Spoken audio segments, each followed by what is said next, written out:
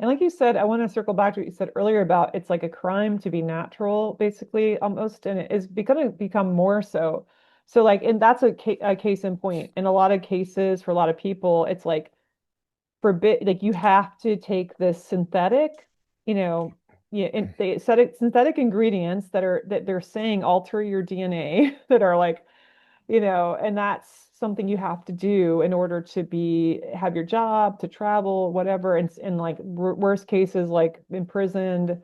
And so, yeah, suddenly it's a crime to not be poisoned with like synthetic ingredients that are computer engineered at some level. And then it's going to be a crime to not be augmented probably at some point. It's good. I mean, that's where we're going. That's the goals are what they're calling human augmentation. And then, of course, the singularity is like something the futurists are always going on about how great it's going to be when we merge with machine. And that's our next stage in evolution. And it's not a natural evolution, it's not a natural progression. It's one that's being pushed on us by people who have that money, who have the power to do that. I mean, that funding, this doesn't happen naturally. It happens because of the funding and because of who's deciding this, who has that power. It's not like we, the people, are like, yeah, that would be awesome to be a cyborg. I mean, maybe some of us, because of the brainwashing from watching cool sci-fi shows that seem to make it seem like it would be great. I mean, and the thing is, we should remember that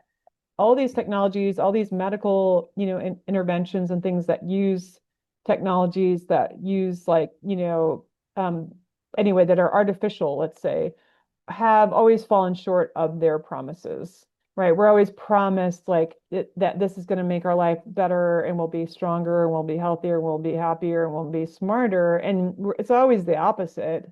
We're not any of those things. Like we haven't progressed. This hasn't helped us get to that place, right? And so why do we keep believing them? That's what's amazing to me. And like because children are now number one, you know, way they're being groomed and taken by predators for sex trafficking is through the internet. It's not the playground anymore. It's the internet, right? So parents kind of think that their kids are safer at home online or something, and they're absolutely not.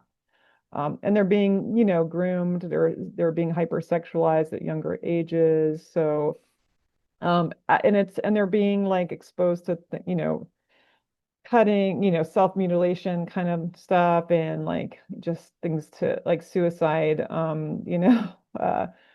like they're encouraging, kids to kill themselves. I mean, there's so much content like that, it's just crazy content that they get exposed to that it's unbelievable that. And so we're so removed from those things that we're not very natural humans anymore. None of us are like completely because our environment's not natural now, and everything and the chemicals in our water and food and air and now injected into us. And the next thing is going to be the brain chips and all these chips and the hydrogels, like to sensors to be connected to the internet. That'll be everywhere, the new matrix. And that's kind of the goal that has been laid out for us generations ago. This has been planned, and this is what they're working towards. So Well, they started really using the radio frequencies, which is like your cell phone, your Wi-Fi, your cell towers. Now it's like we're in a soup of it now, and that's intentional because it does alter us. It alters our brain frequencies. It alters everything about our emotional state. And this was like studied for, I mean, it's been like 100 years now. This has been studied and in depth in biomilitary. And so what the cyberneticians learned was that, you know, you you really best control humans by controlling their environment. So to control the best way to control the environment, and they even talked about building a new matrix. So he's, couched it in terms of matrix and building a new matrix. And the best way to do that would be with like radio frequencies. And this is when like the internet was also birthed around this time. And so they understood the internet as like a key tool to help bring about this new matrix. And we hear futurists always talking about the internet should be like just everywhere. It should be everything. Internet of things, internet of bodies, internet of ocean, internet of forest. It's better.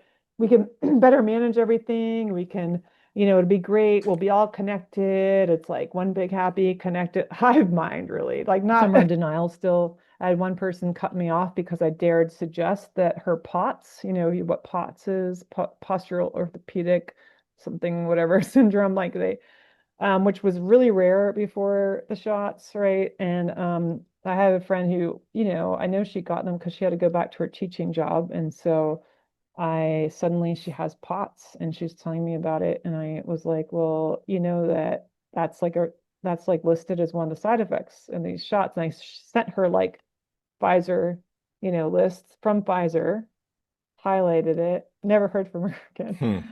Yeah, it's like I'm like, I'm being nice about it too. I'm not even like, I just want to help her. I'm like, if you know it's from this, then maybe you won't get more, or you can, but it's so hard for people to accept something like that sometimes, that they made that big of a mistake, and why are what and because adults are so stressed out and they don't have time for themselves anymore. But why is that? Everybody complains to me and to each other that they don't have time. And like they don't have time for like really basic things. And why don't they have time? This is supposed to be time saving stuff. We're supposed to be working less now and having lots of leisure time, but nobody has this. And because their time is sucked by technology, by the internet in particular, and they don't see that. And so they're like, well, I don't have time to deal with these kids. So here's your screens, get away from me. I don't have time for you. And what message are we sending to each other and our children when we're like, this is my portable screen is more important than you? Oh, I got a message, I got a call, I got this, I got text, and you're just like, honey, and like you're just looking at that screen, and they're just learning this behavior from adults. They don't want to be dependent. They want to be independent. Everybody and their soul and their, inner self wants to be free, and that's not freeing. It's just addiction, and it's a trap. So.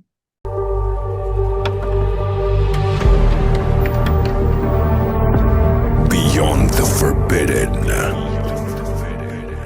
Today on the show, I got Shannon Rowan. I actually first came across her a couple years ago on the Fireside Chats with Greg Carlwood. But Shannon, welcome to the show. How you doing? Thanks, Mike. I'm happy to be here. Or Michael. We were just Whatever you want to call me. I was just Whatever you want asking to call me. what you wanted, and I already said Mike. But yeah, I guess it. So yeah. So thanks for having me on. I'm really excited about this today. So let's go and throw all your information, your books, website, and all that, and where people can follow you, and if they had any questions, because there might be some people in here that could relate to things you'll be talking about. So you go ahead and throw everything out in the beginning. All right. Yeah. So website, wi-fi-refugee.com, but Wi-Fi with a hyphen, so wi-fi-refugee.com. Is where you can contact me, you can find my books, links to where to buy them, my blog, podcast. So it's all just in one place. I don't I don't do social media. I'm allergic to that. And we can talk about why. That's a lot of what the content in my new book is about. Not criticizing people. I'm just saying, for me personally, not my thing. So I've written 4 books. And the first one was co-authored with John Hamer, and you've had him on your show, and he's I haven't had him on my show yet. I've communicated. I've been trying to get him on my show, and then I screwed up the scheduling earlier in the year, like January, and then I tried to reschedule, and he got busy. I think he's doing maybe possibly another book or something like that, or research, but.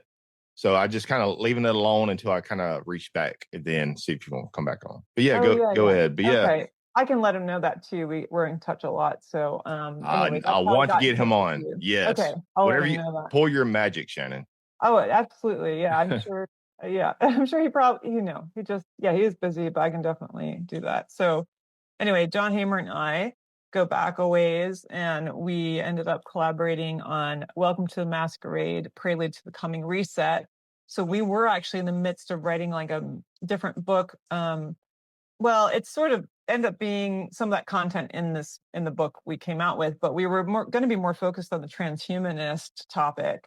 And then COVID happened, so we shifted gears a little bit, because we're like, wow, this is like huge news, and this is obviously like there's a lot going on with this, and it's getting crazy, and we need to like find out exactly what's happening here. And so we even like wrote this article together in April 2020 with our take on what was happening.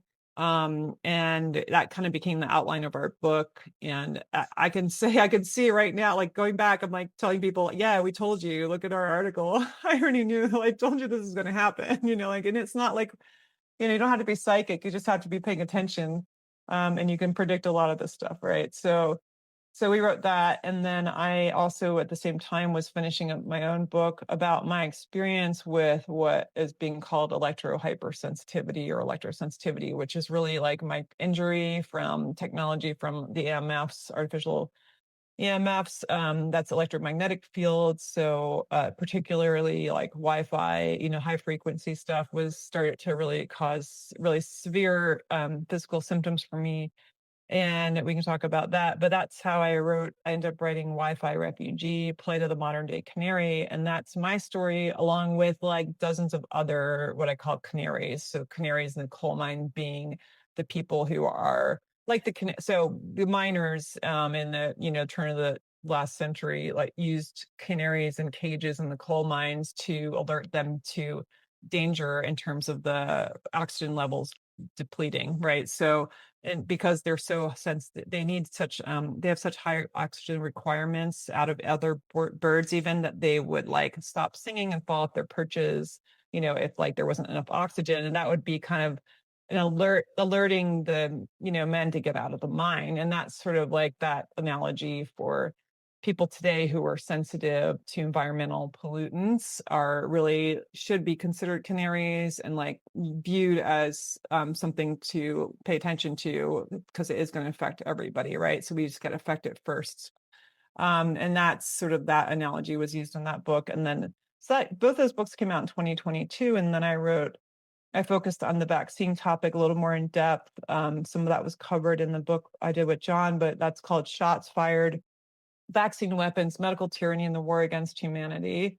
And it's like, about almost 800 pages with like, 80 pages of citations, references. And like, so I really wanted to like prove my point with all the research and to like really present what I saw happening with like the history of vaccination and, where we are today with it.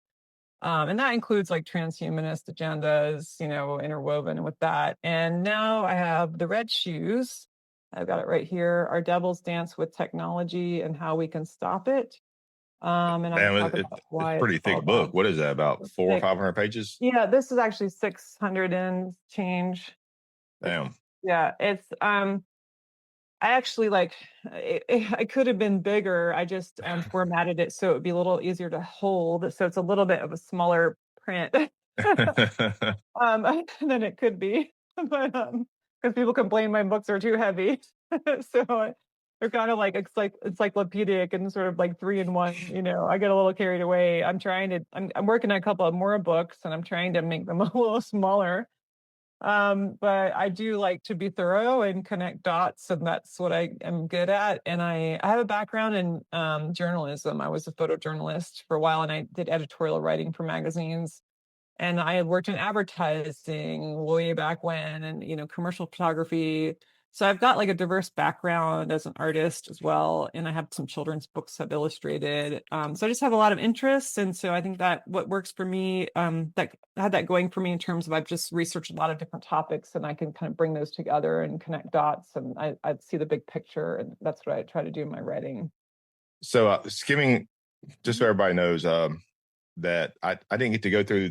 Usually, I do go through books, whether it's PDF version that the author send me or the copies that I purchase, whatever. But I will be getting Shannon back on to go more in thorough with her book, The Red Shoes. But skimming through it, though, it looks like I have a lot of notes that's going to be covering a lot of this. So, but first off, um, I know a lot of people probably know what Faustian bargain is or means. So if you just search, Google it, Google will pop up, gives you a quote. A Faustian bargain is a pact which someone sacrifices something of immense spiritual or moral value, like their soul, for a desirable worldly benefit, such as knowledge, power, or wealth. The term comes from the legend of Dr. Faust, a character from German folklore who made a deal with the devil for forbidden knowledge and pleasure, ultimately leading to his damnation. Metaphorically, a Faustian bargain describes a situation where one compromises their core values or principles for a temporary gain. So, end quote. So, I guess you could say that's where we're heading now. That's where we are now. We are basically at a point, a precipice as a culture, society, where we are selling our soul. We're trading our spiritual nature. We're trading everything, what makes us human, Shannon, for all these emerging technologies. Yeah, I agree absolutely. And I looked into that very quote and story. I think when I was researching Dr. Fauci, or Fauci, I think as I was really supposed to be pronounced, but I just there was some kind of link there with Faust and Mm-hmm. Fauci, and I was thinking, and I was like seeing him as that figure and him really like aligning with that.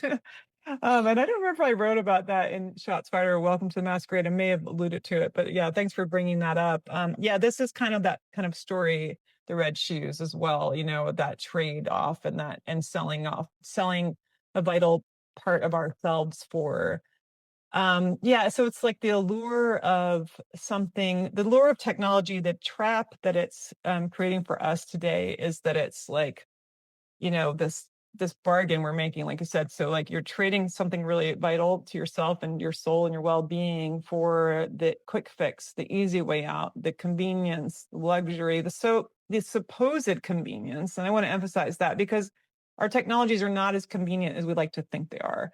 How much time do we spend like updating and upgrading and getting new apps and getting them to work, and they're not always working, and then and the frustration and the stress and the cost of being like available 24/7 to everybody, and the cost to our health and our environment. I mean, ultimately it's not convenient. I like to say it's not convenient to be sick, disabled, or dead. And that's kind of, and it's not convenient to trade your soul for, so these contracts we're making, and we are always signing contracts, we're agreeing to the terms, and we're not even reading them anymore because we just want it. We want it now. We're impatient. Instant gratification. Yes, we become very impulsive, and we're being, basically we're the conditioned that way. scroll left Oh swipe gosh. type society. Yeah. And it makes it harder and harder to like live in the real world and just do little things that are physical. And I notice that myself, if I'm online too much, I go from like being on the internet, tabs, open this, dopamine hit. And then you go to like, just have to like do your dishes or clean your room or whatever, weed the garden. And it feels like some kind of torture because it feels so slow and hard to just do a physical task that used to be really easy and we didn't think about. So And there's a lot of trade-offs, and we can talk about that too. Yeah. and you never hear, when you're on these devices, you never, or just looking at news or whatever. I was talking to Ole Demigard last week, and I told him, like, and I get tired of getting these notifications on my phone, which I need it, I guess, because I'm in podcasting. I this is what I do. I don't do it for a living, but this is what I do because of the love of it, love of knowledge, and just talking to the great minds like yourself, so many others in the past, people that are no longer here with us today, and been doing it for a long time. But so I need to try to stay somewhat informed, so I get these notifications, and man, it's like death, death, death, death, Mm. cancer, cancer. Uh, and then I told him, like I get tired of seeing this shit. he he kind of had a cackle when I told him that one popped up because it's kind of big in here in the Gulf. I guess the Gulf of America now.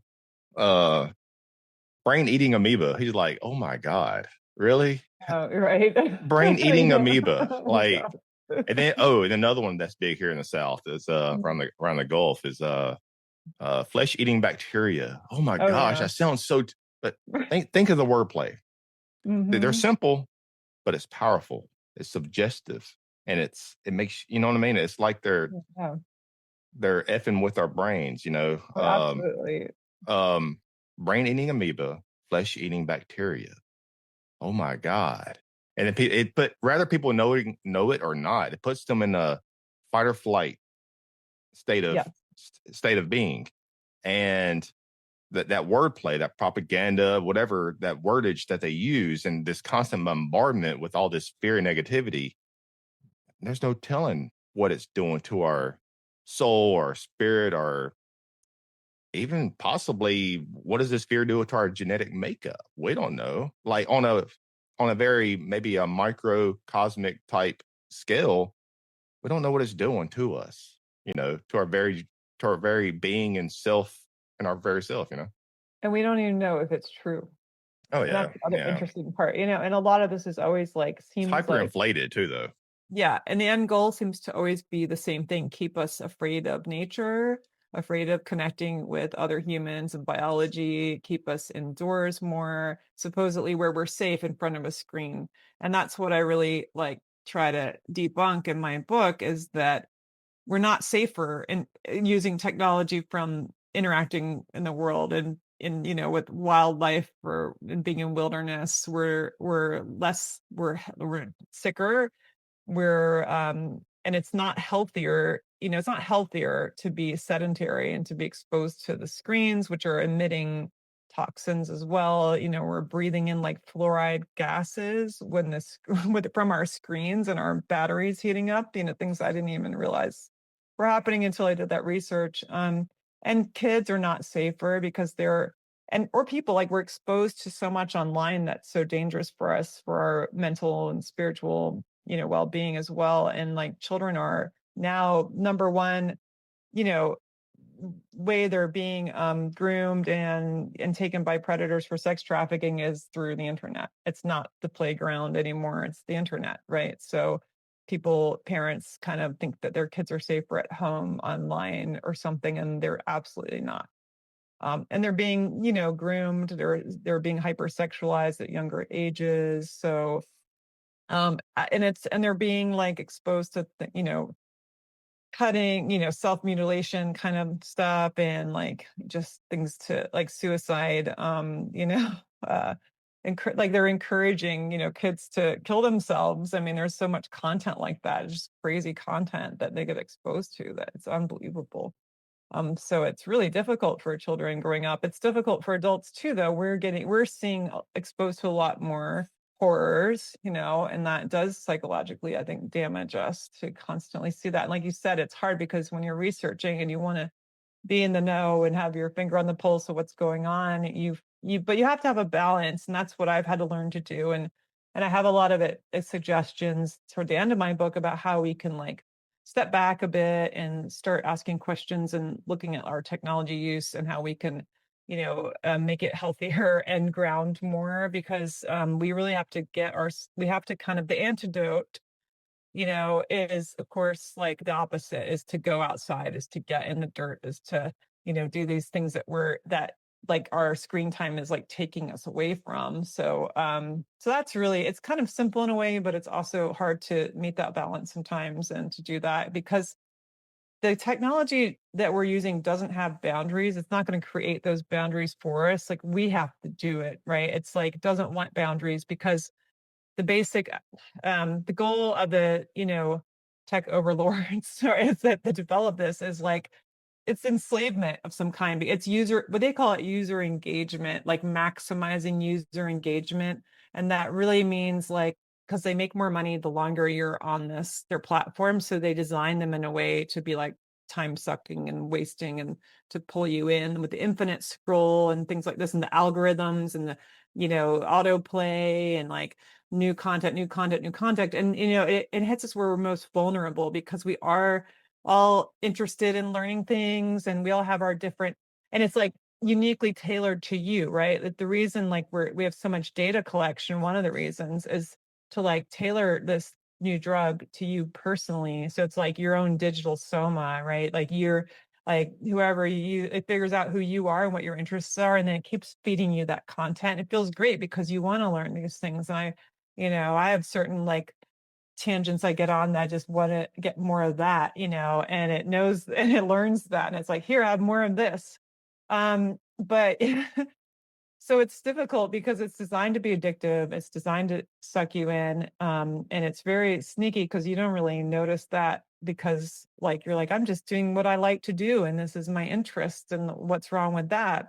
But it's like, what's might be wrong with it is increasing your anxiety. Is it keeping you from other things you should be doing or love doing, or your relationships, or So analyzing that and then starting to, again, like make the boundaries for it, that it's not creating like you have to do that. And so I have a lot of ways that um that I do that we can talk about, but it's something that I think we're going to have to really get creative about and really become the more diligent about or hyper aware of, because it's like just going to get worse and harder. So It's the diversion of reality, where everything's just flipped up on its head. Where the natural, in most cases, is frowned upon or illegal, and the unnatural is glorified and legal on most cases. You know, right. like just just like one teeny tiny example. Just it's not natural to let your 5-year-old kid to become a trans to self augmentate herself or his self to become a boy or girl, or to Hmm. cut off their genitals or whatever. Like, that's not Yeah. natural. You know what I mean? Like, let that kid make their own decision when they get older. Like, that's just one tiny example. It's just the Luciferian playbook. Just diverting reality. Right. And so a lot of times when I'm taking notes in bed or in my office, I kind of hit this zone. And sometimes some of my notes are better than others, just because I hit, you call it like this new age download or something like that. I don't know. Hmm. But so I don't know if I've asked this yet, Hmm. but so I wrote this down. I think I meant to ask this to Ole last week, but I don't know if I did. So the concept of a global reset and or mind controlling the population operates much like the psychological conditioning methods used in military basic training to forge the ideal soldier. And I can attest to this, Shannon, because I went through basic training back in the day myself. The process begins, it was in '05 when I went. I was actually in basic training during Katrina. But the process begins with a deliberate dismantling of the individual, physically, mentally, and emotionally. Through sustained, carefully engineered chaos, the subject is immersed in an environment of relentless stress and confusion. Fear is the primary instrument, accompanied by calculated disorientation and psychological pressure until the person is stripped of their previous sense of self beliefs and autonomy. Once the old ident- Once the old identity is shattered, what remains now? It's a blank canvas, a mind made vulnerable and receptive. At this point, a new ideological framework is instilled within us, designed to foster loyalty, unquestioning compliance, and alignment with with centrally controlled vision, with one centrally controlled vision, basically a hive mind. Over time, the individual ceases to think independently, becoming part of a synchronized collective, a human cog in the machinery of a hive mind, programmed to act in unison with the whole.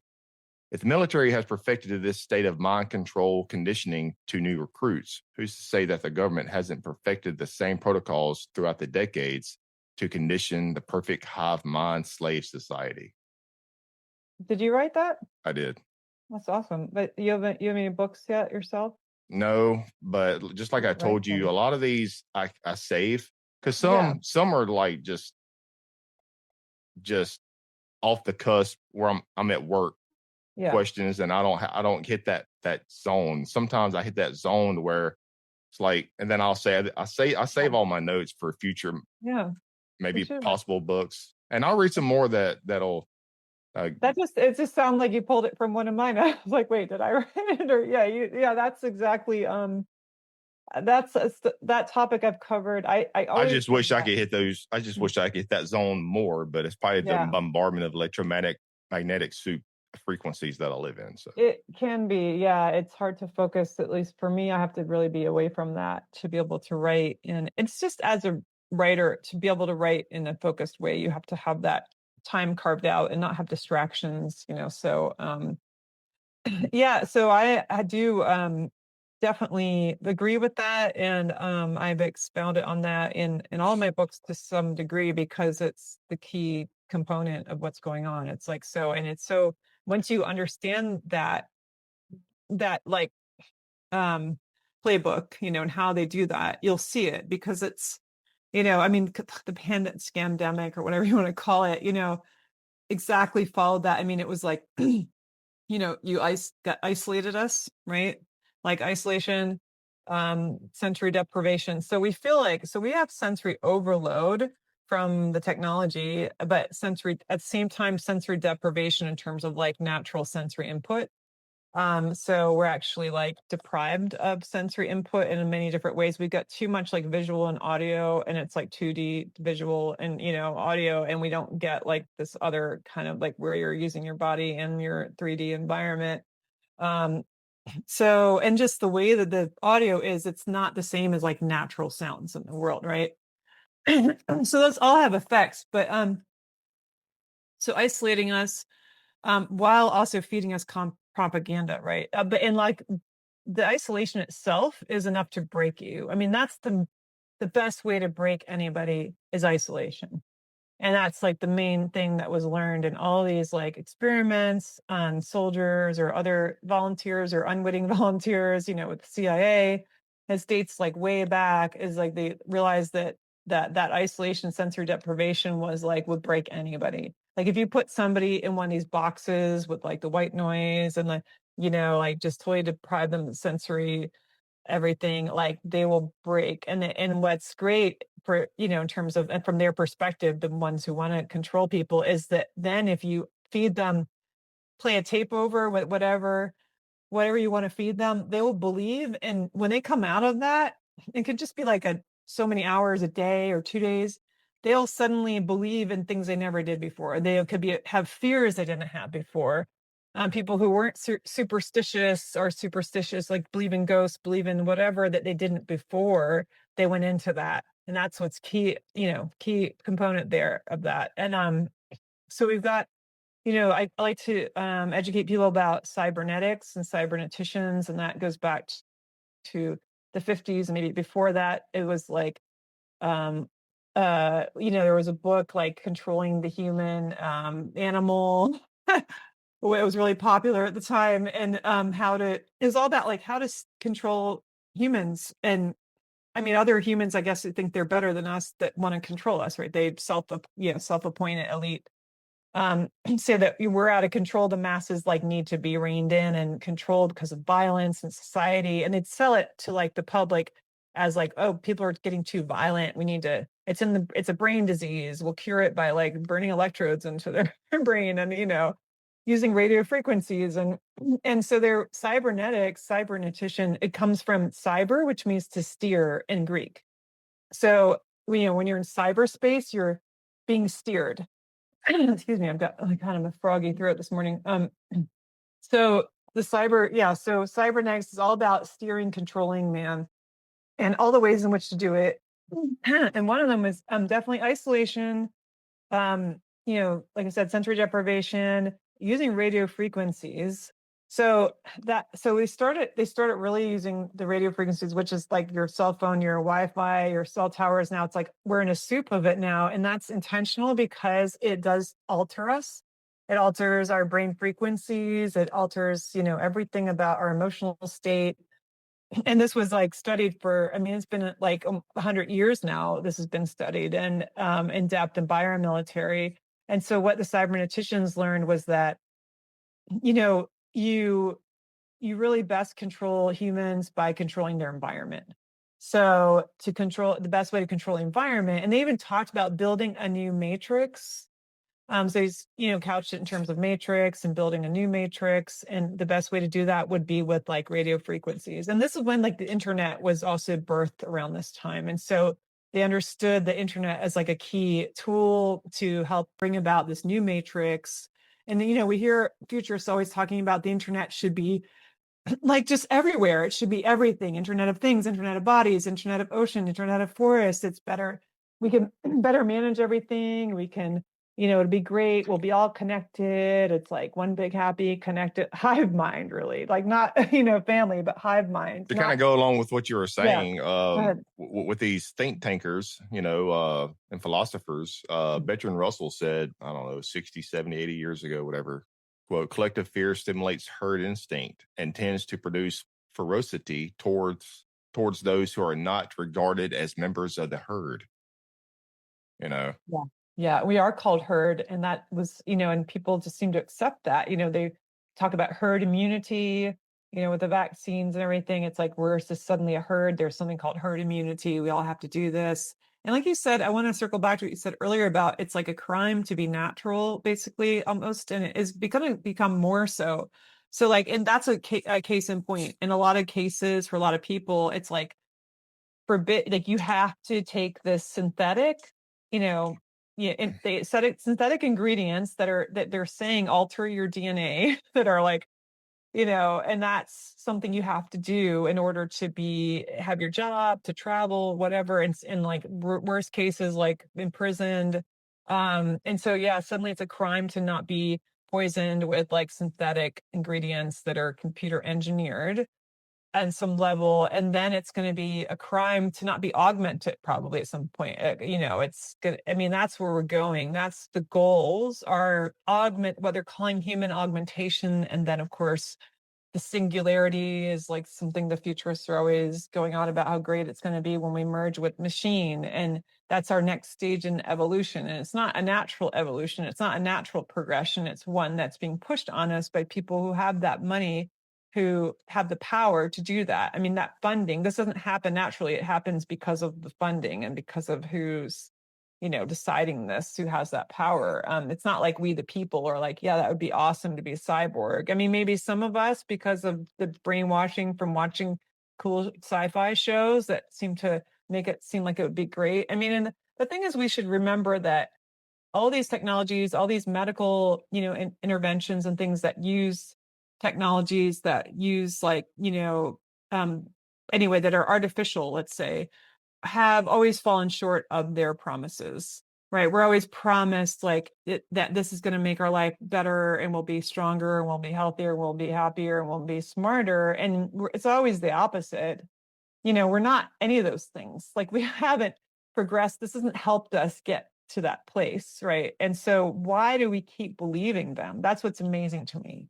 Because I feel it in myself. Like it's so, because the propaganda, I mean, you feel like one part of you wants to believe, and we want to believe because we want the easy way out. We'd love it to like this to something to save us. We don't want to have to do the work ourselves. Like we'd love to be saved by this. We'd love that some new invention will come along and save us in some form, and that's what this augmentation, like all the articles the futurists write, are about how great it will be. You'll have like superpowers, and it's like, yeah, right.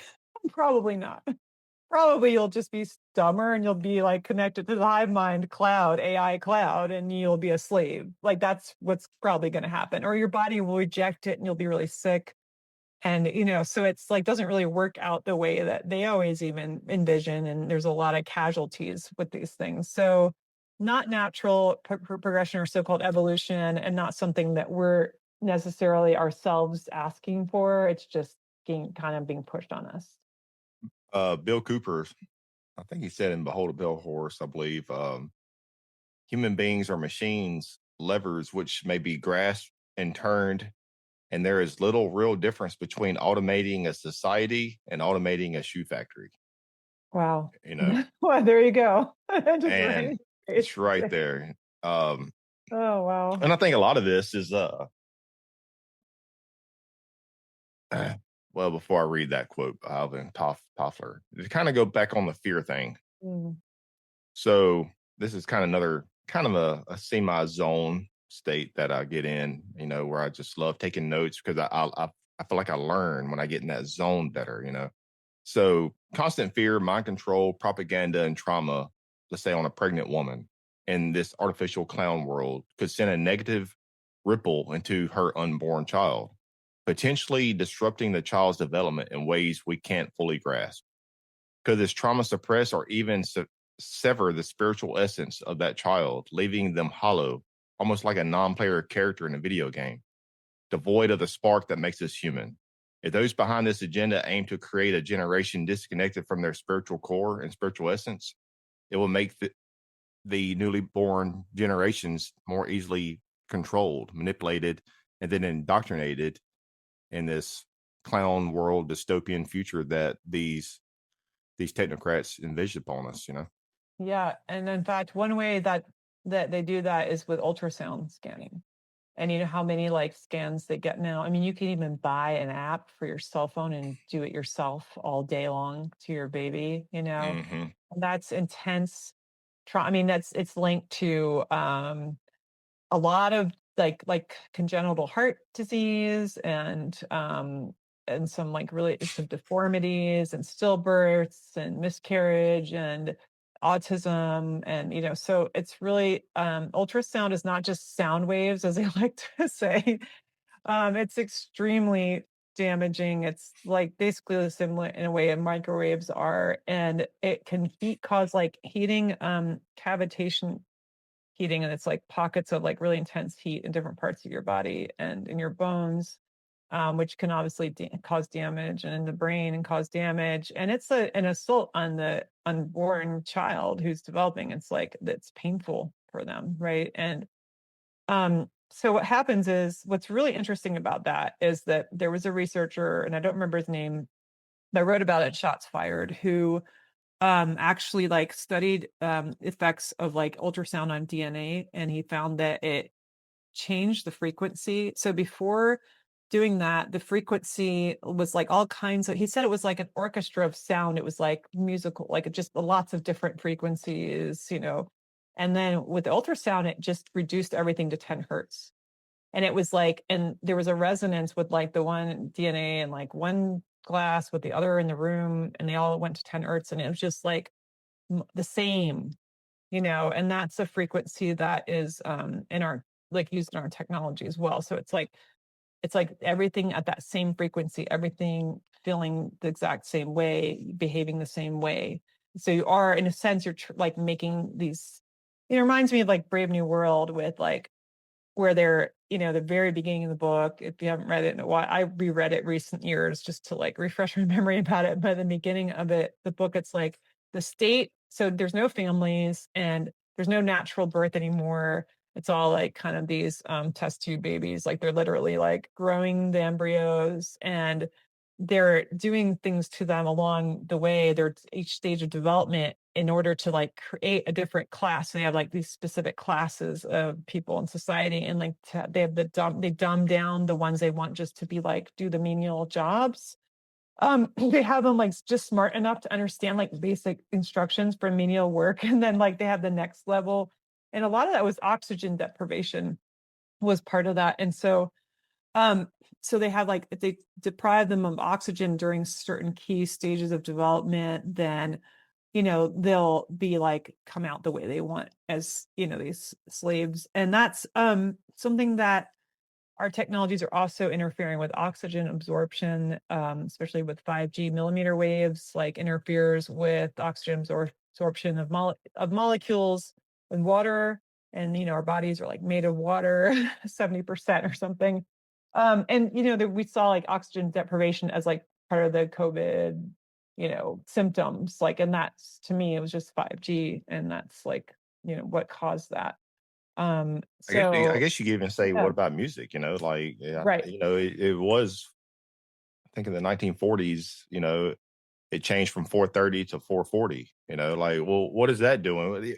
It's Mhm. so on a very minute scale, we can't see it or even possibly even feel it. Well, I can tell the difference in the music Yeah. if you Mhm. really pay attention to it. But what's it doing to us? We don't know what it's doing to us. You know. Right. And I actually I'm a musician too, and I play guitar and singer-songwriter, and I switched year 10 no, more than 10 years ago I learned about that, and I switched to 432 tuning, and I feel the difference. And somebody I played out somewhere, and somebody came afterward and he's like, "You're doing 432." I could tell. And I was like, "What?" Yeah, so but there was that 440 is kind of sinister because we get into like numerology, which I've delved into a little bit. Like 44 isn't really like a good number, or it's like a master, one of their, you know, Freemason master numbers. Like, but it's associated with like death a lot and you know, kind of heavy negative things. So that's interesting that that's 440. I mean, it wasn't just that there wasn't a standard before that. That's the interesting thing. There was you could tune to whatever, and there were instruments tuned to different things. And so you had again this like a variety, and not just this one thing, like one tone. So and the music itself that we're subjected to when we just go out in the world, I'm sensitive to that, and I really don't like that somebody's playing music in a store, that I don't want to hear. And it's like pop music that really sticks with you, has that hook, and you can't get out of your head. And it's like, and it's more and more to me like what people listen to today that is considered popular music is just like I call it robot music. I mean, it's very, and it is being, and it's now being created by AI and AI voices and synthesized like completely. And it's just this formulaic thing that to me just feels even, it's very different even from like 80s kind of pop synthesized music. And that's where it's like just less creative. It all sounds exactly the same almost. And people just kind of like mindlessly like go, It's got that yeah, same beat, good. that same boom, And boom, yeah. boom, And it's boom. just like, what is this? It's not even, it's not creative anymore. It's not, we don't listen to classical music. We don't, and you can tell, like, look at literature, music, art from like a century ago and 2 centuries ago, and how like, expansive it was, and how like intricate, and how much of your mind and attention you need. Like it's just we've been dumb, everything's been dumbed down, and it's like all just manufactured now. It's all formulated. There's no individuality, and so we're losing that. Makes you wonder where we would be today if we would have never got gotten to the point to where we are with music, with your Katy Perry's and your pop and rap and everything Right. else. Like Joseph Farrell, who I just came back interviewing, I've interviewed him many a times in the past, but he's an organ player, so I'm not a musician, so I'm paraphrasing what he said, but he said we've become where we're just this, everything is just boom, boom, boom. It's not, we don't have as many, I think he said we don't have as many lines of music anymore. Like playing organ or piano or organ, Mm. it's you have to be thinking, or even if you're listening, there's so many lines of music and so many different things that are going on that make you have Yeah, to the think. complexity, I guess, is Yeah, what I want to say. more Yeah, advanced, right. and we basically have dumbed down music, We're and, dumbed down everything. I mean, we're dumbed down. I'm including myself in this. I, oh I mean, yeah. we're being robbed of our potential. I mean, from birth, from before birth, with the ultrasound, with the mothers being drugged and poisoned, it just starts even before birth, like while you're developing as a fetus. And yeah, I mean, you're robbed of that. And it's like, the elite classes they don't do that to their children. It's Brave New World. It's like a different class gets a different treatment. And there are people dumber than us, that are like that are really deprived of like what they need to grow and thrive and learn, and that are like in a ghetto, and they don't have access to any good healthy foods. They're eating junk food. They're obese by the age 5 now or whatever, and they don't have the access to what they need to be healthy and to thrive and to really realize their potential. But yet we have older generations and even my generation, whatever. The kids today they're Mhm. stupid, they're dumb. And Yeah, I get tired of hearing that. right, right. Rather it's my generation, the older generations. Like we didn't, our generation was the best. We didn't, Right. we used to go play out in the dirt and blah blah blah blah. Yeah. Yeah, but Because your generation's also signed the got us into the Federal Reserve, got us into endless right. wars and all this other bullshit. So how about you're not as smart as you think you are? But Well, first right. off, we are all part of the problem because each current generation's flaws is the reflection of the previous generation's flaws. And it's Rather parenting or whatever, right. stopping shit from being passed in Congress 80 years ago or whatever. Everything is a ripple effect throughout time. Right. So don't blame the whatever they're called now, Oh, the Z, the like Gen Zers or the right, don't millennials. blame the younger generations. Like Well, and yeah, because they're why are they like they are? Because I mean, they're children. We gave them all the toys, all the gadgets, all the stuff to be addicted to. I mean, like, these children yeah, didn't go into a Vietnam because of like just and didn't buy into the propaganda bullshit of uh, FDR letting Pearl Right. Harbor happen, or the signing of the Federal Reserve in 1913. Like, they Yeah. didn't do all this. Right. Your fathers, your generation, and even my generation, with accepting these vaccines and all this other Yeah. crap, you know? Like I say, we are where we are because of that. Like we're just, and because we didn't have, our ancestors didn't question the things that started this, right? It's like they didn't stop it.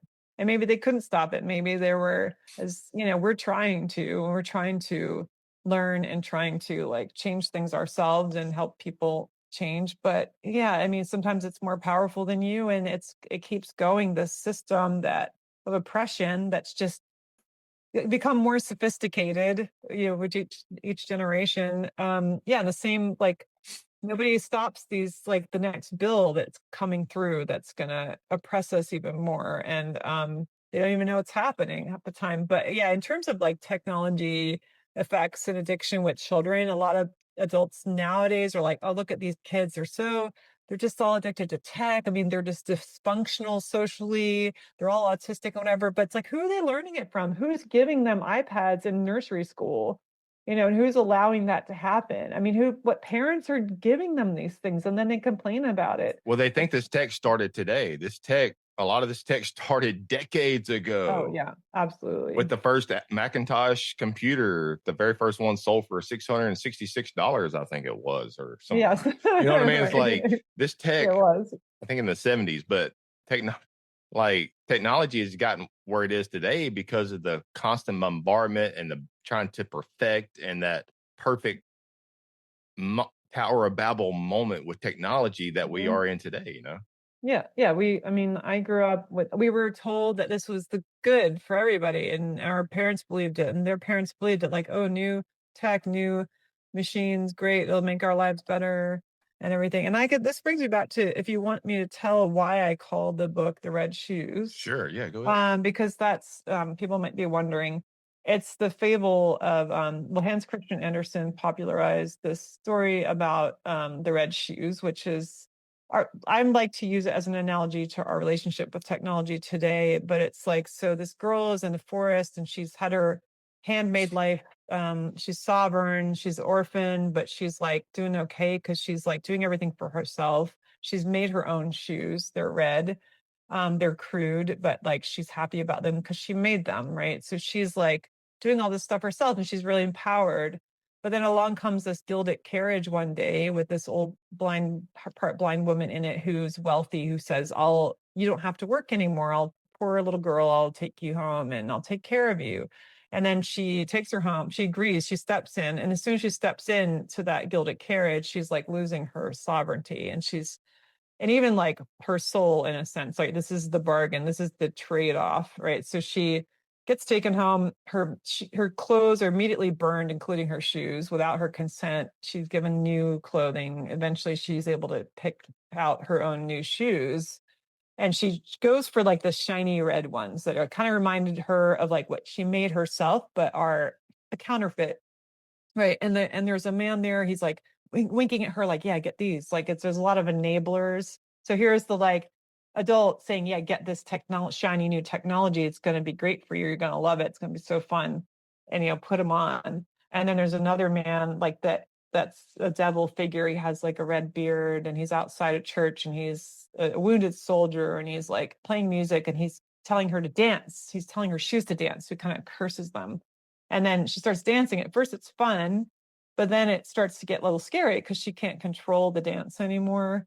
And interestingly, this happens like in front of the congregation of like churchgoers who kind of go, ooh, like, look at those shiny red shoes. They're kind of like scandalous, but then they don't really help her do anything. Once she starts dancing out of control, they like turn away as well. And nobody's doing anything to stop this. They all see it happening.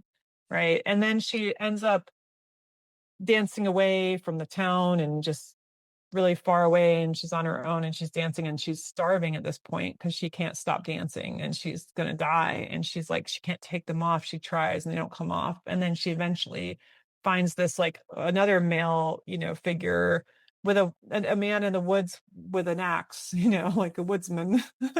And so he just cuts her feet off in the shoes because she can't cut the shoes off either. And so they end up agreeing, you know, she's brutalized, but she's free of the shoes finally. But that's what it takes in the end. She becomes crippled and disabled, and she's a beggar the rest of her life. So she's really, you know, just that decision she made to like, because she felt like doing the work herself became burdensome, you know, sometimes it's hard. And so she wanted something to do it for her. And so we're all susceptible to that. And that's where we're weak, you know, and vulnerable, and that's exploited. And so that's the kind of like, I keep coming back to that story in the book, because I think it's a powerful one for us to remember like what can happen when we let our tools like take control, right? So they should be tools, but they're not tools anymore when they start telling you what to do, and controlling your behavior, and prompts this and that, and you know, like pinging at you all the time, beeping at you and ringing at you, and like you're starting to be like the one dancing in the shoes that, you know, you don't have control over anymore.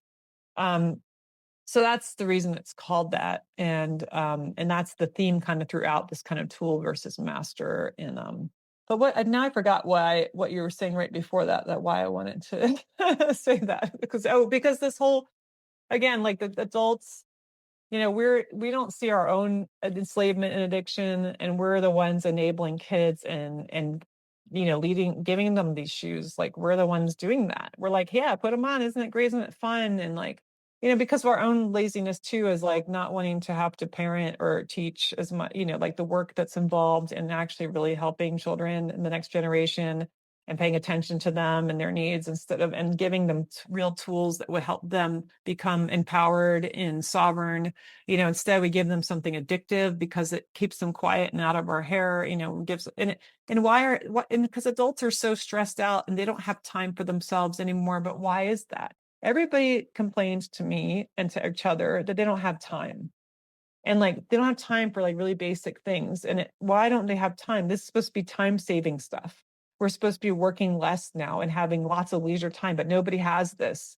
And because their time is sucked by technology, by the internet in particular, you know, and they don't see that. And so they're like, well, I don't have time to deal with these kids. So here's your screens, get away from me. You know, I don't have time for you. And, you know, and what message are we sending to each other and our children when we're like, this is my portable screen is more important than you? Oh, I got a message, I got a call, I got this, I got text. And you're just like, uh-huh, honey. And like, you're just looking at that screen, and they're just learning this behavior from adults. They don't want to be dependent. They want to be independent. Everybody in their soul and their, you know, inner self wants to be free. And that's not freeing, you know, it's just addiction, and it's a trap. So Exactly. And I guess you could say, to kind of go on with that, if I can just do it off the cusp here, I guess we could just go the past 120 years or so, especially, you know, I guess you could say, let's say 1913, Federal Reserve Act. That's like say, a young teenager, whatever. Yeah, we got a bunch of kids in the government, and I guess even the world too, you know, that are having fun with our new toys, and we're going to, you know, we're having fun. We're just being careless. We're indestructible, you know. Okay. And then no aches and pains in the body, right? And then here comes World War II, you know, like more corruption. And the human body is, you know, we're getting a little bit more ailments, you know, small little aches and pains or whatever, you know. Vietnam era comes, and wow, I'm stiff, I'm hurting, you know. But yet we're still blaming the previous, you know, like um or the current generation's flaws, right? And then here we come to the 80s and to the 90s, you know, with Waco and, you know, Ruby Ridge and, you know, Oklahoma City bombing and the 9/11, and we're like, man, I can barely get out of bed. I hurt. Here I am, 80 years old now, and you know, and basically what I'm trying to say is, metaphorically, where we are today is all this perpetual things that just were being bombarded. You can't even keep up with the news cycle. but that's just because we have all this technology to see it, but it's been going on for a very long time, this perpetual news cycle. It's just they didn't have the internet way Yeah. back then. Everything from back then, or early 1900s, I'm just using that as a staple, up until now, everything has been orchestrated, knowingly or unknowingly, to create the chaos, the confusion, the decay of us, the decay of the natural, the spiritual decay, the moral rot that we live in as a society, to where we are crippled Hmm. spiritually, you know. Hmm.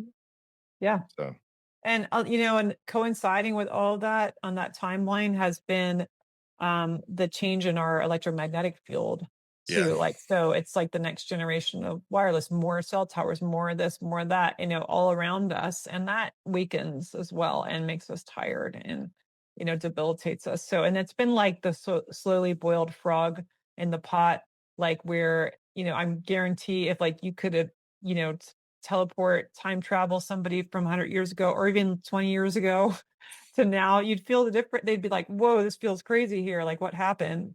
And they'd feel it, because now you don't feel it as much when you start to get kind of used to feeling worse. You get used to feeling worse, basically, like I do, because I am sensitized to this and I can feel it more than other people, like acutely and pretty quickly.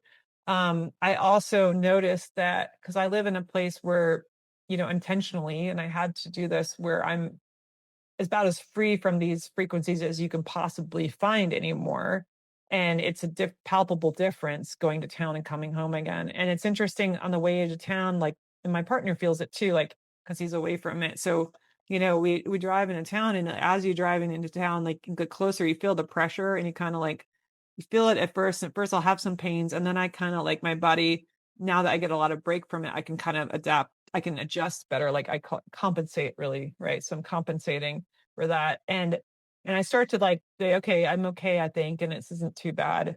And then but I start to feel a little bit like zombie like. I have harder time thinking, and then I come back home and I feel that relief of that pressure again. And then I'm like my body relaxes, and then I get really tired because I didn't realize how much that took to compensate, like how much work that was. And then I'm exhausted from it and I have to recover. But I have a place to recover. Most people don't. So that's just like the new normal of feeling crappy. And so you're feeling crappy and you say, what do you need? You go, you take a pill or whatever. You have a cup of coffee. You got your like caffeine, and then you got your alcohol at night or whatever, like way you deal with that. But people, use something to get themselves awake, and then they use something to try to go to sleep, because we don't have any kind of like natural cycles anymore that are natural earth frequency and the natural light cycles provide for us. Natural, like feeling awake in the morning and energized, and then naturally getting more tired as the day progresses, and then having that really sleepy melatonin drug feeling at night where you just like knock out. That's what you should just normally feel and not have to, use a chemical for to do that. And so we're so removed from those things that we're not very natural humans anymore. None of us are like completely, because our environment's not natural now, and everything, and the chemicals in our water and food and air, and now injected into us. And the next thing is going to be the brain chips and all these chips and the hydrogels, like to sensors to be connected to the internet. That'll be everywhere, the new matrix. And that's kind of the goal that has been laid out for us generations ago. This has been planned, and this is what, they're working towards. So, Well, to kind of go along with what you're saying, I've been waiting, I guess, for the perfect prelude to ask this. So, now layer on the invisible web of electromagnetic frequencies blanketing our world, this digital electromagnetic soup, a digital prison of sorts. We have Wi-Fi, cell towers, satellites, cell phones, computers, vehicles, refrigerators, washers and dryers, smart meters, home security systems, smart watches. Oh my God, smart watches. yeah. And this is just to name a few. We're living in this invisible super frequencies like no other generations before has lived in. On top of that, add in the mRNA vaccines, geoengineering, GMOs, fluoride, and processed foods, just to name a few. What if they too play a role, intentionally or not, in altering the developmental process, potentially blocking or dimming the spiritual essence of future generations? almost like the younger generations are being groomed and transmogrified in a physical, biological, and spiritual level to serve as the new man in the new age. Yeah, very good. Again, you need to write your book. Well, once I get enough good Yeah, notes but yeah, I take notes you on have a all book. different types of topics. I don't have enough Right, just on this yet, you know. right. Yeah, and I just case in point, just I personal anecdote. I just like had this, I'm having trouble with my voice today because just yesterday afternoon, like so we didn't have chemtrails here for a while. It's been clear skies. We don't get like a ton where we are, fortunately, but because we're in a really, remote place. And I noticed them coming in yesterday, and I start just getting this tickle in my throat. And it feels like, and I've just been having it since because we got them today. And it's just having to combat this stuff. It's like, oh my gosh. You You don't haven't help. you haven't had your vaccine yet, so No, I know. I'm and this is where it's like, I think people get worn down, and it's like, well, you can't beat them, join them. You kind of just go, God, I can't deal. It's really hard to like not be part of the new matrix. And I better just do it because and they're not maybe even consciously doing that, but they do. And I've seen it because I've seen it with just close friends and that who at first were actually kind of on the same page with me. I'm like, this is crazy. This isn't even, they're orchestrating this and it's all for this reason. They're like, yeah, I don't like this at all, this lockdown thing or whatever. And they weren't going to get the vaccine. And then it just became like that pressure of everybody doing it and not, being threatened to not have a job and not be able to travel. Some people just did it be like, I was like, I want to be able to get on a plane and I want to be able to travel. And they're like, I'll just do it. I don't, it's just too much for me to like fight this.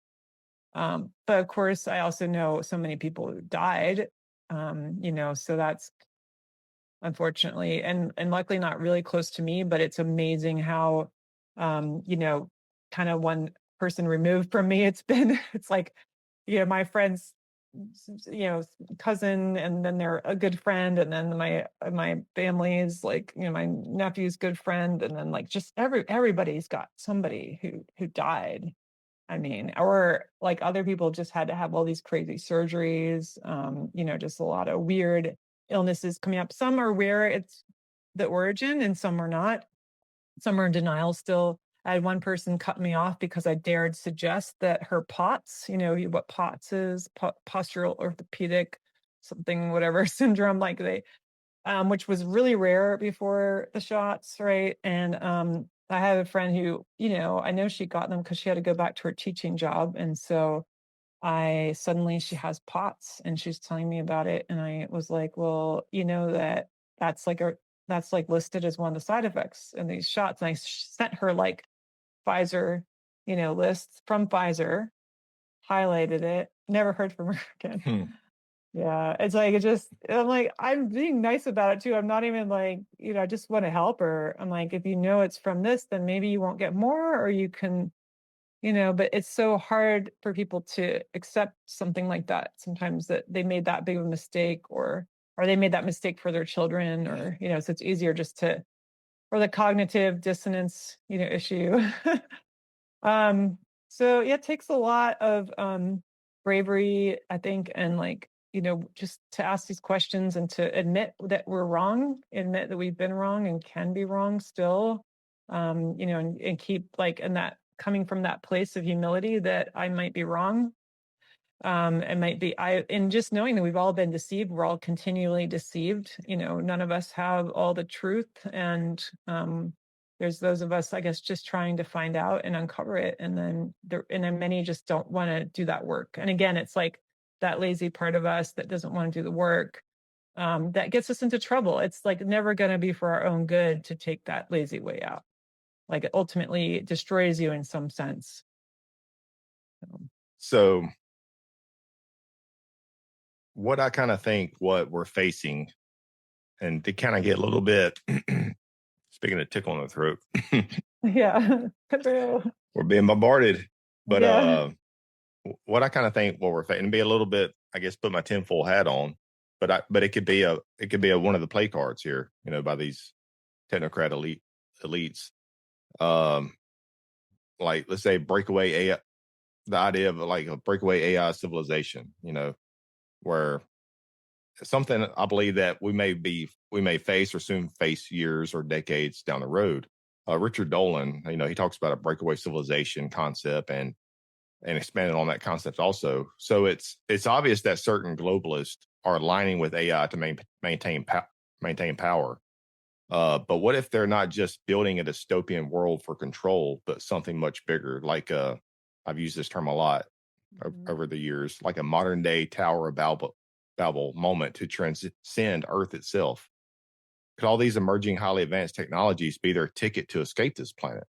While leaving us in a spiritually decadent and immoral society here on Earth, while everything is fully automated and AI driven and controlled. The best way I could describe this, and I've used this metaphor a lot also, is the movie Elysium with Matt Damon. The rich get the ticket to live above Earth or out in space, while the rest of us peasants get the jobs here on the surface world to push the buttons and pull the levers while operating the machinery in this AI-driven feudalist 2.0 system here on Earth. I think that could be one ultimate bingo card that these guys, it may take a little while for that to reach, but that could be one type of world. I've also used the metaphor a Blade Runner dystopian society that they want, like the movie Blade Runner.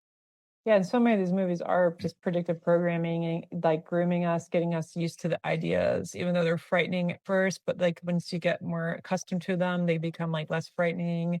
And so many things have happened that we wouldn't have dreamed would have leapt from like sci-fi to our world that we're actually living in. I mean, I remember, 2020, 2021, like especially the first 6 months or so of all that madness, I was like waking in the morning, I'd say, is this really still happening? Is this real? This can't be happening. Like this really is not happening, right? This is so crazy. And I was like pinching myself, like, yeah, I'm awake. Why am I awake? And I want to go back to sleep because I want to go back in my dream world where like there wasn't the pandemic and everybody freaking out and acting crazy. Yeah, Shannon, I just want to, I know the steak is fake, but ignorance is bliss, just like right. but it sure is damn good, Right. I know. I mean, and this is where, this is like what's interesting to me too, is where the allure of the new technologies that are coming out now with like virtual reality and augmented reality and like you said earlier in the show, the start of it, I think this mixed reality, like they're messing with reality, right, in our experience of it. And so they're even saying like that we want you to experience mixed reality, meaning you don't know which is which. The goal of the augmented reality, mixed reality, is that you don't know the difference. That's the goal. Like you're not sure what's what. Isn't that great? Why is that great? Soon, like our meeting like this will be hologram forms. Like we can feel like you're in the space with me, I'm in the space with you. Wouldn't that be awesome? I mean, it sounds kind of fun in a way, like, oh, that would be cool, but it's really dangerous to go there because people do start to get confused and it becomes like you don't know the difference and we don't want to be in that place. And besides the physical harms that can happen from that. But doesn't that make us schizophrenic, and doesn't that right. It's fuck really with our mental well-being, you know what I mean? Like absolutely. in Yeah, Demolition Man with Sylvester Stallone, remember him and Sandra Bullock, she's like, right. do you want to have sex? And she's like, and he's like, yeah, and Yeah. he's the old school. He's from like 100 years Right. before or whatever. And she puts this headset on him and, and they go about Right. and he's like, what And is this? Like he was like, that's right. And you can do that now. That's real now. When was it? Was that year of that film? that movie was 1995 or six. I think Yeah. it's 96. And that's you can do that. You can have virtual sex. That's like that's now. That's now. That's like you can have an AI robot sex partner now. That's very realistic. Isn't that scary? I It mean, should like be scary. that's It just one should form of be. these technologies, Yeah. and I mean to cut you off, but it kind of goes along with what I was want to tell you with uh Alvin Toffler. He said in his Future Shock, the acceleration of change in our time is itself an elemental force. This Mhm. accelerative thrust has personal and psychological as well as sociological consequences. As the Yeah. sheer multiplicity of new technologies and their combinations that overloads the human organism. Do you Yeah. think that's what we're facing with all these technologies? Is Yeah. that's why we're acting so chaotic and out of control? You Yeah. know? It's a lot. It's a huge change that people aren't really even processing, it's I mean, even just the 10 years, 20 years, it's like it's massive. And it's a massive upheaval socially, culturally. I mean, where's culture now? I mean, cultures are completely disappearing because now the culture is the internet. It's TikTok, it's the influencers, and it's everywhere. It's like so, and what I wrote about in the Red Shoes, which is really sad, but just shows you how powerful this change shift is, and how far reaching is thanks to Starlink, and Musk, one of, I'm going to say alleged richest man in the world, because I think the really richest ones aren't like in the spotlight. They're behind the scenes, but he's the guy, the poster child, right, for that. So, and yeah, Starlink and Amazonian tribes who've never been anywhere, who haven't, interacted with culture outside of theirs, have Starlink, and they have smartphones to connect with it, given by the government to them, as a welfare thing. And what's happened very quickly is that they immediately got into like the violent first person shooter games, and pornography addiction, and it's destroying the cultures like that. Just, I mean, you need, and to see, because there's a great way to see it, because like we've been kind of groomed a long time, and like, we were talking about earlier, like one generation to the next. I mean, I was raised in the time when the first video game arcades were coming out, and home Atari systems, and we loved that. But I mean, we had a lot of other things going on too, so it didn't really overtake our lives, but it was like those, just, it seems like just this natural kind of progression. You don't really could maybe think about. So we're easily embrace the technologies, but here's a tribe that is hunting gathering. That's how they survive, and they have their cultural things they do, their dances and their jewelry they make and things, and that immediately is disrupted with access to the internet. um and at the same, and the addiction is obvious because they're complaining about the changes, but they also don't want it taken away from them. Yes, because we've become Yeah. adapted to the Yeah. conveniences of our enslavement. Right. And they're like, well, but I can FaceTime my distant relatives, and who went to live in the city or whatever, and they get to see them. But like I was on social media a long time, and I decided it wasn't good for my mental health, and I decided to get off. And this was some years ago. And I had a lot of connections on there.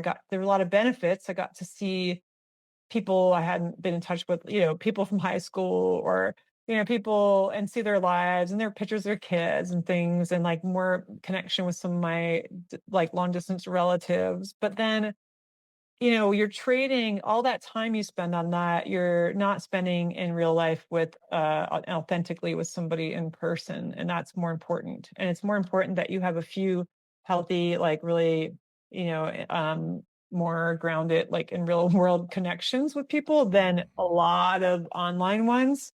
And this is why we don't have time for each other. So we're like, oh, look at this post, look at this post, look at this post, this person, what this person's doing. And there was a comedian who said, I don't remember which one, was like, we weren't really like mentioning how Facebook brought him together with some people from high school. And then he realized like we weren't ever meant to see those people again.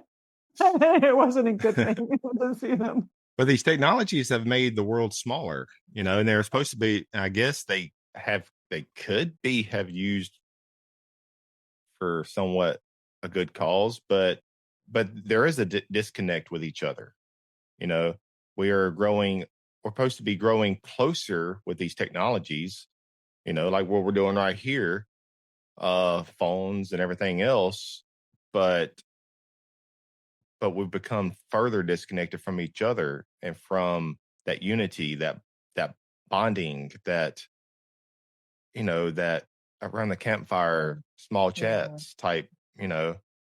So right. it's like a double-edged sword, you know. And you mentioned something with we'll be in the discussion here in just a moment. Yeah. But you mentioned Elon Musk. Mm, So is he a wolf hiding in sheep clothing? Or he seems to be sincere, and but he definitely has like a utopian type future in his mm, vision for the betterment of the world. You know, that's all good and dandy, but how can you trust the ones behind the scenes steering yeah, society into that type of utopian future? Because there will always be, no matter what, hungry individuals who will have alternative motives, you know, whether it's Musk or any other futuristic visionary, you know? absolutely. What I have to say about him is, okay, I'll say it this way. So he's been the guy who's been warning us about AI for years, right? Like, seems like he's on our side. Like, AI is gonna change things in ways you can't imagine. It's going to take jobs away, in particular, focused on that. And it is. It's like suddenly this year, AI explosion taking jobs away, especially from like creative people, even like web designers and musicians and graphic designers and artists and models and jobs are just taken away because of AI. Um, but he's been the primary AI developer in the world. I mean, like he's again, richest man in the world, rich because of his tech companies, all of which are dependent. Like he's been, related to AI. I mean, he even developed companies like OpenAI that he then left. But there's a lot of companies out there that aren't now associated with him, but he started. So he started this mess, and he's now saying he wants to save us. And how is he going to save us from it? By again, we can't beat it. He's like telling us a story that we can never beat it. It's too late. It's just going to happen. It's out of our hands. We have to join it. We have to get his Neuralink brain chip. He's calling telepathy now. They first tortured monkeys and killed monkeys, in the creation process of that, and now he's testing on humans. And he's saying that's what we have to do, or we might have to go to Mars, or what, like while he's just actively destroying our world. He's like, well, something might go wrong here. He's destroying it. His companies are destructive. Tesla is very, all these electric cars and that are also, like power self-driving cars are destructive environmentally, like massively. They're not solving our energy crisis or our environmental crisis. They're contributing massively. Like he has these battery plants where he's tearing down forests, he's, mining and like exploiting human labor in the Congo and in China and manufacturing and massively destructive force, and he's telling us he's going to save us from this by taking us to Mars and colonizing there. But he says if you go to Mars, I'm quoting him, prepare to die. So a lot of contradictions there. Not our friend. I mean, yeah, no, no, wolf in sheep's clothing, absolutely not on our side. I don't know if he believes his craziness, his own craziness. He may just believe him that he's going to be a savior or something, and he's just convinced himself that somehow, I don't know, people rationalize their Well, behavior. Hitler thought he was a morally acceptable man, also, you know? Yeah, He thought he was doing what he thought was right. yeah, lots of people do Yeah. that. I mean, so I don't really care what he thinks or what his real motives are. He's not doing good things for humanity. And he has so much power, and it's dangerous for somebody to have that so much power and to be making these decisions for us. I wonder about your Tower of Babel idea and like, I don't know, well, we talked about John Hamer earlier and how he might, he maybe was like writing another book. He actually was co-authoring a fiction novel, which has a lot of historical facts in it, that he released earlier in the year called 6 Degrees South Beyond the Ice Wall. And then if you're familiar with the ice wall idea, that like the flat earth idea, or Yeah. maybe dome earth or whatever, and the ice wall. And so it's like kind of like some of that's fantasy and some of that's like pulled from records. So, this idea that, well, I'm wondering if it's not like another planet that they might go to, but just over the wall. Maybe they're already there. It's like we're not even sure of what our world looks like because and I'm a skeptic, so I'm basically would call myself like a globe earth skeptic and maybe even a flat earth skeptic. I can say I just don't know because I haven't been able to go up there and see it myself. So I just know what I see around me and I don't know what, and so people could be telling us anything. We don't get to experience this firsthand to verify any of it. Well, with you getting a little bit of woo here, see Yeah. what I, because I do podcasts on everything, Right. alternative, with AI, the paranormal, Hmm. sex trafficking, everything, ancient history, Right. everything. But so what I think is why everything just seems so fucked up. But I think what we're facing it's a spiritual war. I'm not talking about like religion. I'm talking about this is a spiritual war to our very essence. And it's not a new phenomenon. This has been going on for a long time.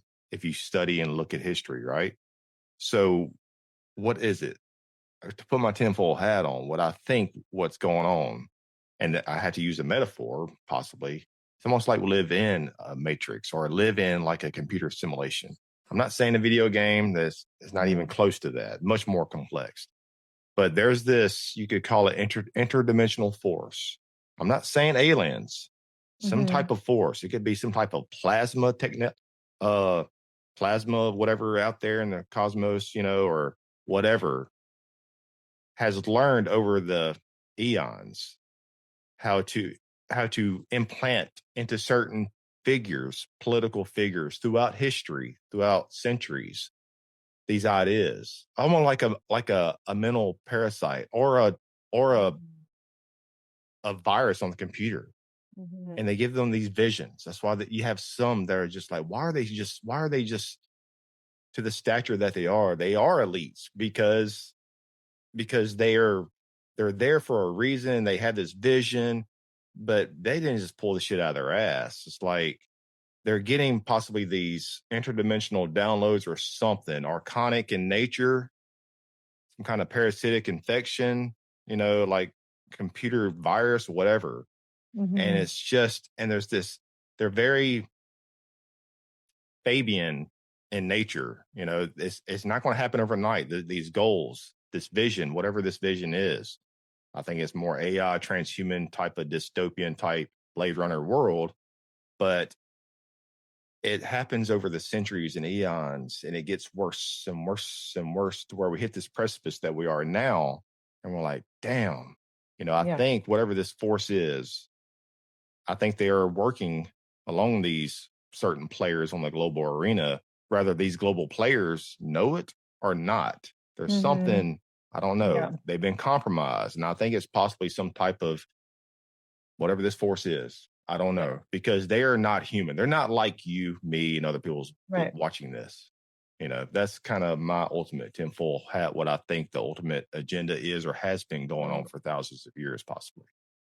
Yeah, and I'd say anybody who is really disconnected from nature, natural world is alien, whether or not, they're actually alien from a different world or reptilian or Mm. whatever, like you've alienated yourself from that connection.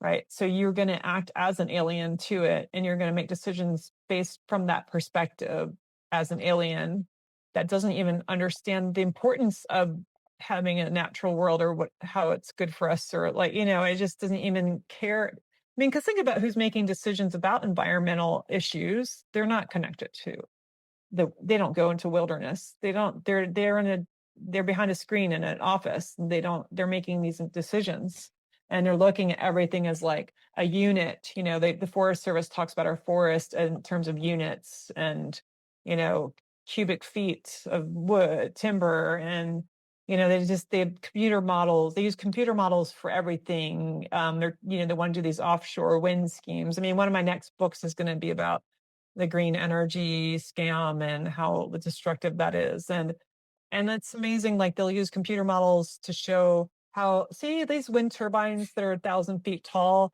and there's hundreds of them, aren't going to harm any of the animals in the sea. Because look at like our computer generated whales, just swim around the chains that are anchored under there. And it's not going to, it's like, it's so ridiculous here. And people are, again, like, they so worship technology and believe computers that to be infallible, and they're going to in believing AI to be infallible, that they'll accept it. Well, I saw the computer model. It's like, what is it? Crap in, crap out. Like, what's being put into that is crap. Like, what is AI learning from? Crap. A lot of crap, like Mhm. Wikipedia. It's like, just like what the average person gets access to in a Google search. It doesn't make It it doesn't, truth. it doesn't make it truth, and it doesn't mean it's something more intelligent. And intelligence, in my mind, especially when it's tied to wisdom, is tied to empathy and compassion. And the way you really disconnect from being a natural human in nature is to not have those traits anymore, and that makes you a true alien. And so, to me, like, these leaders are aliens because they don't have compassion and empathy, and it's proven by their actions, and the fact that they're fine with manipulating us, lying to us, running their own agendas in secret, and don't care about the casualties and the collateral damage, and maybe they convince themselves that it's all worth it because of their higher vision or something. But yeah, unfortunately, yeah, they are in power. And I mean, I guess the question is, we're at this crossroads, I think, clearly, like this precipice, like you're saying. Like, do we have a choice to, are we going to be able to break away from this? And can we forge a new way? Like, can some of us splinter off and say, we don't want this and we're going to live a different way now? And are we going to be allowed that? So and where is your line in the sand that you're going to draw in terms of, like, because a lot of us have already compromised so much to be able to even just use the internet, right? Like, I mean, I've done it, you've done it, like, to use a new browser and update it. I don't know what I signed for my privacy rights. I probably wouldn't have agreed to 20 years ago because it wouldn't have mattered, because it wouldn't have been important to me. I'm like, I'm not gonna. I mean, I remember the first, like, early internet and those contracts. We read them. People read them, and we go, "That's bullshit. I'm not signing that." And actually, we wouldn't. And then it kind of like, and it worked for a while because people are like, "I'm not signing it," and they change it. And then, but gradually, we don't even read them. But like, I ask people, like, "Well, where's your line? Like, are you gonna get a chip? Is that gonna be where you stop, or are you gonna not?" Like, so I have mine. Like, I'm not gonna do retinal scans. I'm not gonna do like facial scans or fingerprinting or whatever. If that means I'm locked out, I'm locked out. Like, I don't even do QR codes because I don't use a cell phone. So, like, I'm already locked out of that, right? But I'm like, accepted that because I'm not going to do that. I decided I'm not doing that. But people, you're going to have to make a decision now, because it's going to come to, I believe it'll come to, like, in order supposedly to protect vulnerable people out there and children that are not protected, you have to verify your identity through some kind of biometrics data, right? And meanwhile, the dark web will continue to exist and sex trafficking will continue to flourish, but will be penalized for that stuff going on that could have been stopped and isn't stopped, and so what are you willing to do? And that's where, and then what's the alternative, and how do we create alternatives, and how do we get away from this? How do we back away from this? We're in this gilded carriage. How do we step out of it before we got the shoes on? How do we get them off? Like, how do we control them? So it's a lot of questions, and I have some, suggestions, but it's going to be up to us. I think we just need to start thinking I've about it. also used the metaphor. I don't think that everybody that's alive today is more precious than our forefathers and ancient ancestors. But I think the only thing that makes us different today is that we are being challenged. This is our trial by fire moment in history of where Yeah, the future goes. You know what I mean? right. This is our trial by fire moment in history where 500 years or 1,000 years, they're going to look back and like, whoa, they could either go two ways. Man, they handled that shit good, you know, Yeah, or that was their trial by fire moment in history. They failed. And that's the reason why 500 years from now, whenever 1,000 years from now, we're like, it's total enslavement, hive mind, Borg, matrix uploading. yeah, But yeah. I mean, and it's one thing, like, this is where like why I'm angry about this. It's like we should have a choice. If people want to do that, if they want to live in that kind of reality, then like let them have their space for that, I guess. I mean, I don't think it's good still for because environmentally people don't understand what this means to even have AI, like how destructive it's been. So that affects a lot of people and a lot of animals and and degrades our water and our air and our food. And so it kind of can affect everybody. But it's like we should not be forced into using technologies we don't want to use, and you I can call agree. me a Luddite. And I explain like what Luddite people don't even understand the history of Luddites and why they even say that. Luddites were rightly challenging, machines that were not just taking over their jobs, but were this is with like the textile manufacturing, right? It goes back to the mid 1800s Yeah, or so, right? yeah. So it's like weavers and knitters were, had these jobs. They were weavers and knitters, and that's how clothing was made. And then the machines came in to replace the jobs and they didn't have other jobs. It's not like they just go, oh, I'll just retrain and do something else. So and for people it meant starvation. I mean, it was serious. So that's why there were like wars. I mean, not guerrilla warfare kind of skirmishes and battles about this. Like literally, people died and because they fought that.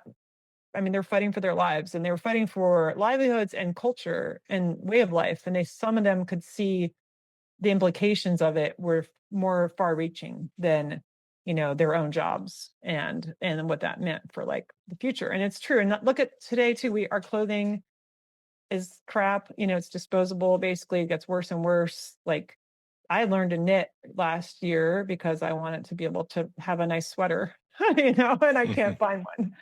And I'm like, well, I'll learn to knit. But then I realized I got to be able to find good wool and yarn, and that's hard too, And so you almost go, well, I got to get sheep and shear them and do the whole process if I really want a good sweater. I mean, it's Yeah. almost like comes, down to that. It's getting that crazy Mm-hmm. because the machines took over and it's not in our best interest. And I mean, yeah, there's some things maybe that's been great for, but overall, and like where we're going with it, because the model, and this goes back to the Federal Reserve and money and banking system and this model of like economies and profit and how it's just insane because the only way to keep making profits and to keep the shareholders happy is to make the products worse and worse and worse and not better, and more disposable, like planned obsolescence. And that's just more environmentally destructive. So no matter how much they can kind of throw around the sustainable word, if you continue with that model, it can't ever be truly sustainable. It's just like, it's absolutely insane what we're doing. And we could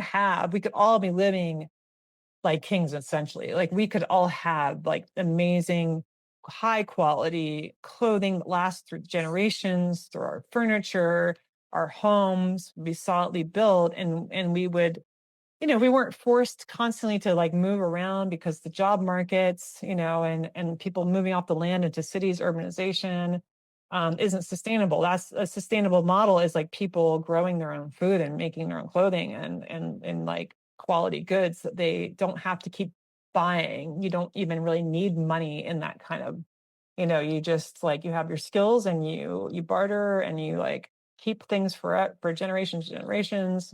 We can have technologies like cars that run off of water and or like even just more efficient like fuel efficiency like gasoline cars or without chemical additives or there's so many things like we could be developing technologies that are truly sustainable and They get actually bought not up. They get bought today. up, or those inventors mysteriously Well, yeah, suicided I was themselves. gonna say, right.